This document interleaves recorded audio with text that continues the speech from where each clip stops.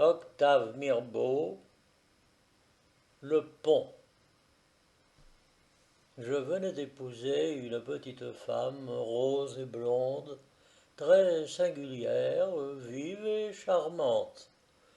Une très singulière, vive et charmante petite bestiole qui sautait de ci de là comme un chevreau dans la luzerne, qui babillait comme un oiseau dans les bois du printemps.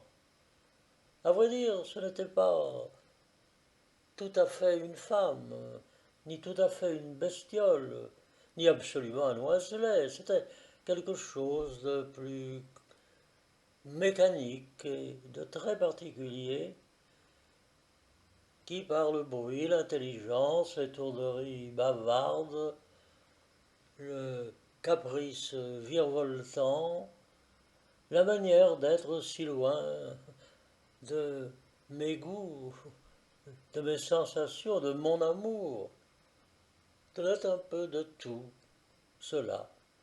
Ce qu'il y avait de curieux en elle, c'était son âme.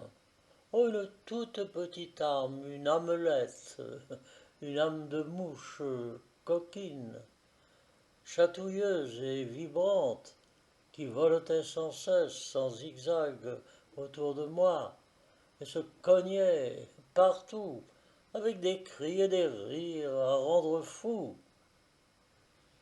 Lourd était ma sixième épouse. Oui, ma sixième en vérité. Deux étaient mortes, je ne sais pourquoi. Les autres m'avaient quitté un beau soir. Pourquoi? Je n'en sais rien non plus. Et ce que j'ignore encore le plus, c'est la raison secrète et défavorable qui me poussa impérieusement à ce mariage, car je connaissais bien à l'avance tout ce qui m'y attendait. Ma destinée a vraiment d'incroyables malchances, d'innombrables et illogiques malchances. J'ai le sentiment que je suis l'être le plus accommodant du monde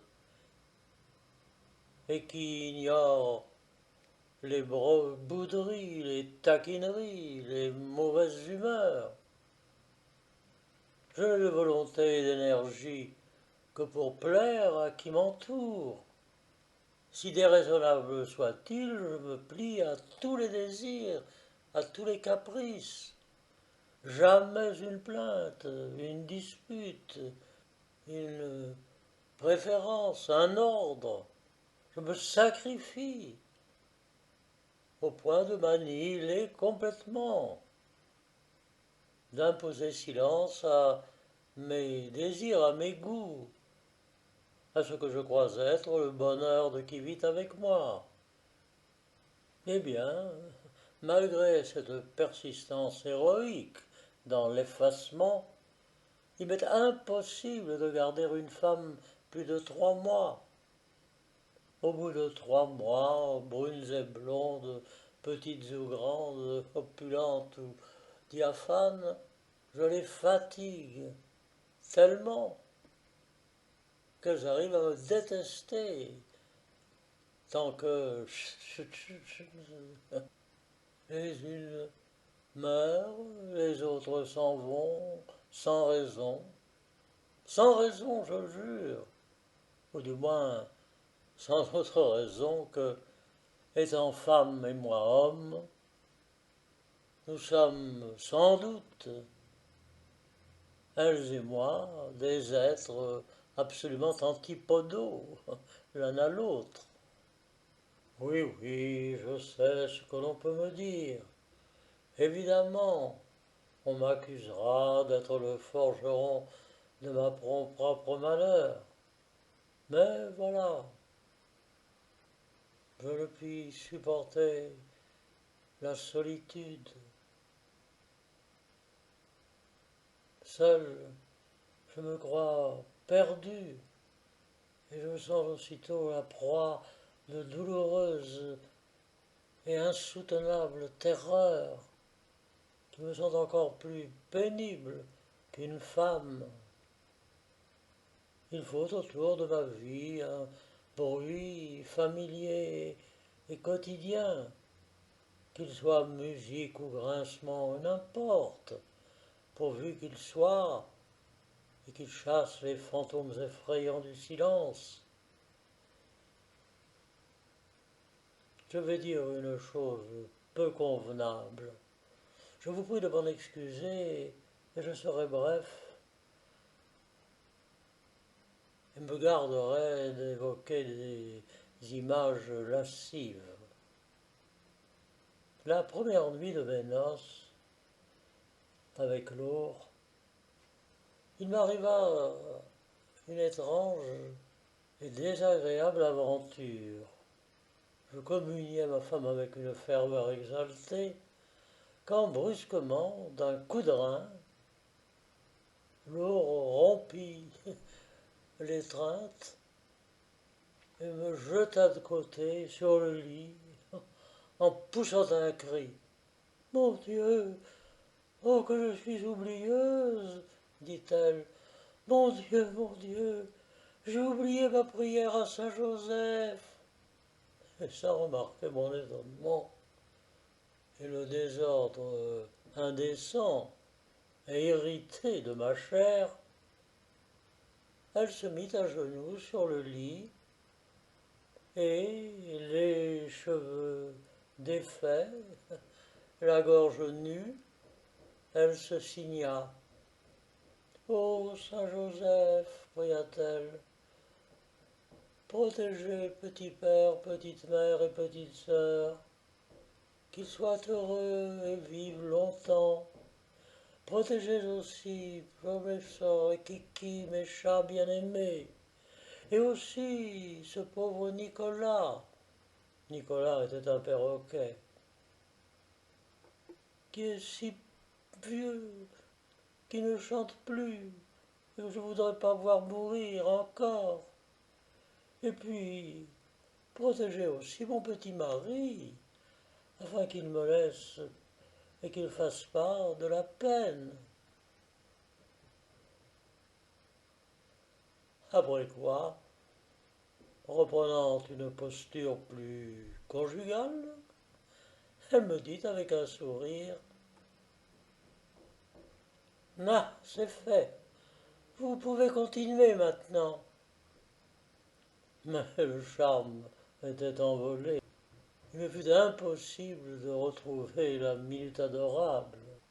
Le haut en eut quelque dépit, qu'elle voulut me cacher, mais qui resta longtemps dans la nuit, sensible au coin de sa bouche. Le lendemain, après le déjeuner, nous sortîmes dans la campagne. Elle fut charmante et gaie, et même un peu folle, mais sans outrance. Elle se roula dans l'herbe, tint des discours joyeux aux fleurs, aux oiseaux, aux insectes, fleurs elles-mêmes, et oiseaux et insectes, tour à tour. Sa petite âme de mouche tourbillonnait dans le soleil avec un meudeux ronflement. Dans le bois de châtaignier, comme nous étions bien seuls, tous les deux, je l'embrassai. Il était déjà tard quand nous songeâmes au retour. Elle était un peu lasse, se taisait en marchant, appuyée à mon bras. Moi, j'échafaudais des palais de bonheur, silencieux aussi, mais de ce silence qui contient toutes les grandes paroles, toutes les grandes musiques, tous les grands tonnerres. Et tout à coup, elle quitta mon bras, et vive avec des mouvements menus et heureux, comme une pie qui chante dans l'herbe humide, le matin, elle s'engagea dans une sente qui, à droite, sur la route, descendait vers la vallée. Alors je lui criais: Mais où allez-vous donc par là? Où allez-vous donc par là? Mais notre maison est en face, de l'autre côté du coteau. Je vais au plus court, dit-elle. Et elle continua de sautiller, légère, aérienne, dans la sente. Je la rejoignis. Mais ce chemin ne mène nulle part, ma chère enfant. Personne ne le prend. Il mène à la rivière. Elle riposta. Eh bien, s'il mène à la rivière, nous passerons le pont. Mais il n'y a pas de pont. Il n'y a pas de pont, mais pourquoi dites-vous cela? Qu'il n'y a pas de pont? Vous n'êtes pas gentil, vraiment. Et pourquoi y aurait-il un chemin s'il n'y avait pas de pont?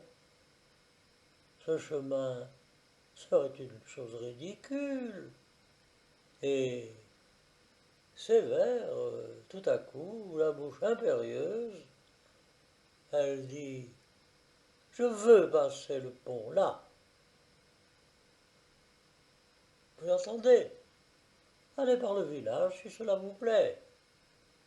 J'essayai doucement de la dissuader, mais elle m'imposa silence d'une voix si brève, si nette, si coupante, que je n'osais plus insister. Je suivis le haut dans sa descente parmi les grosses pierres qui me meurtrissaient les pieds et les ronces de la baie qui déchiraient sa robe au passage. Et au bas de la sente, la rivière coulait, large, profonde, fermée sur l'autre rive par un épais rideau de saules et d'aulnes qui faisait sa surface d'un vert noir, d'un vert couleur d'abîme. Vous voyez bien, lui dis-je doucement et sans reproche, il n'y a pas de pont et vous êtes très lasse. Elle plissa ses lèvres de dépit, ne répondit rien, resta quelques secondes à regarder l'eau verte, puis les aunes, puis les saules et l'autre rive. Et puis nous rebroussâmes le chemin, gênés tous les deux, par je ne sais quoi de subitement plus sourd, oppressés tous les deux par la survenue d'un nouveau destin qui rendait notre marche pesante et chancelante comme une montée de calvaire. Comme l'eau tirait la jambe très fatiguée, je lui offris à plusieurs reprises l'appui de mon bras. Elle refusa net. Non, non, je ne veux pas votre bras. Je ne veux plus rien de vous. Vous êtes un méchant homme. Le soir, elle ne se présenta pas à la table et ne voulut pas me recevoir dans sa chambre, qu'elle avait verrouillée. Allez-vous-en, me dit-elle, à travers la porte. Je suis très malade. Je ne veux plus vous voir. Vainement, je suppliais, vainement, avec une éloquence surprenante. Je l'adjurais de me pardonner si je lui avais involontairement causé de la peine. J'allais même jusqu'à m'excuser.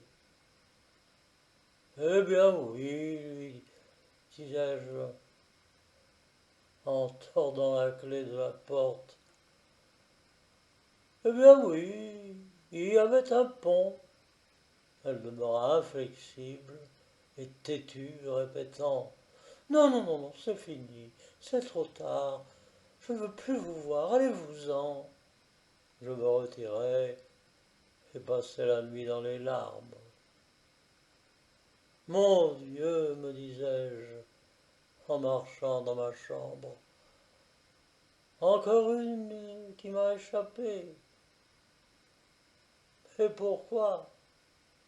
Que se passe-t-il en elle? Ne peut-elle point me pardonner qu'il n'y ait point de pont sur la rivière? C'est possible. Déjà Clémence m'avait quitté, parce qu'un soir, en sortant du bal, il avait plu et que sa toilette était perdue. Ou bien s'imagine-t-elle sincèrement à cette heure que c'est moi qui, par une cruauté raffinée et par mon autorité bête de mari, alors qu'il était très las, l'ai méchamment obligé à prendre suivre la sorte et à passer sur un pont que je savais ne pas exister. Je voudrais le savoir. Elle ne sait peut-être pas elle-même. Vraiment, ai-je de la chance?